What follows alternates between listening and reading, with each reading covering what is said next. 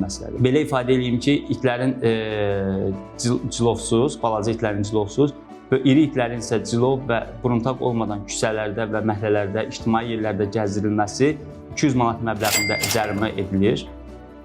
Bu halda həmin gəzdirilmə nəticəsində həmin heyvan tərəfindən digər bir şəxsə zərər yetirilərsə, burada artıq zərərin dərəcəsindən asılı olaraq inzibati, yəni yüngül zərər olarsa və bu yüngül zərər cinayət məsuliyyəti yaradacaq həddə olmazsa, şəxs inzibati məsuliyyətə cəlb olunacaq və bu halda şəxsin cəriməsi 800 manatdan 1000 manata qədər olacaq.